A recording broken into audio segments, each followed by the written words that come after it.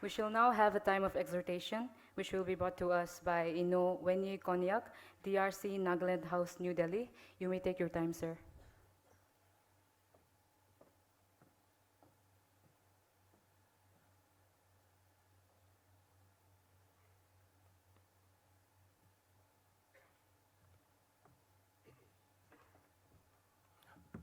Wow, it's quite nervous to stand here.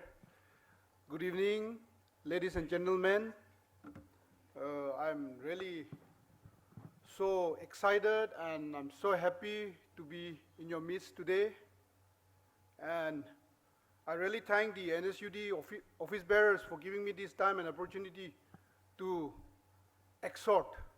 I don't know how to exhort, but I'm good at callings only. So, once again, thank you so much.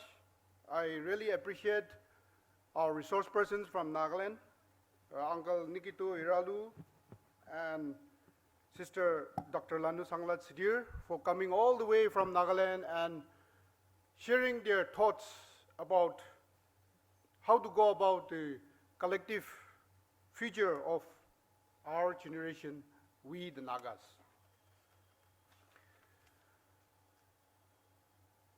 When this kind of, I remember during my college days, when this kind of meet comes up, we forget about, we used to come to, not to listen to what the resource persons say, but we used to come and listen to the entertainment, especially beautiful girls singing on the stage.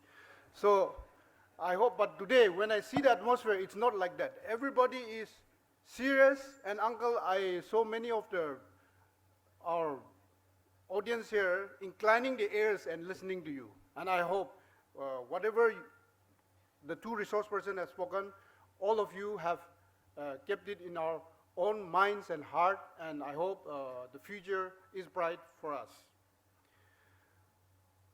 What I would like to say today is that as we are in Delhi, far away from our homes, we have to be sincere to ourselves.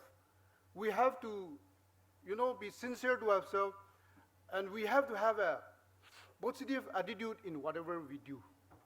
And we have to ask questions to ourselves why we are here in Delhi. Are we here to just to see the city? Are we here to just to enjoy the moments? We have to ask each and every one of us these questions, why we are here in Delhi. Are we here in Delhi for the students? Are we here in Delhi to spend the resources of our parents? Because I know back home, our parents have high hopes and expectations from all of us. So question yourself why you are here in Delhi. Likewise, as we are in a, I should say it's in a foreign land, we have to, try to behave ourselves also. We are so much, something crops up, we are too,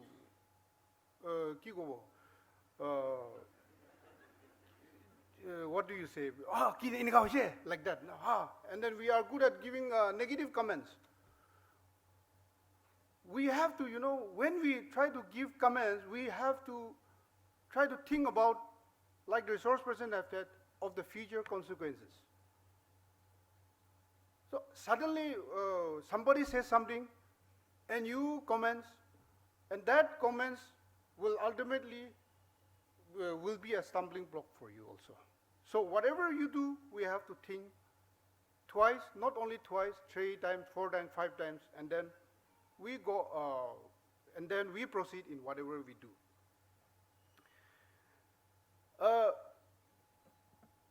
After listening to the resource persons, in my, I was just thinking, we all should be, I just remember Bruce Lee. Bruce Lee is one of my favorite. So I just remember Bruce Lee. Bruce Lee also, he says, a very beautiful, beautiful God. He talked about water.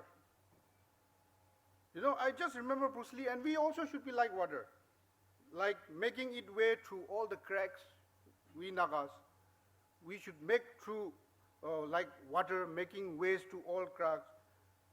We should not be assertive, but adjust to the object. And you shall find a way around or through it. If nothing within you stays rigid, outward things will disclose themselves.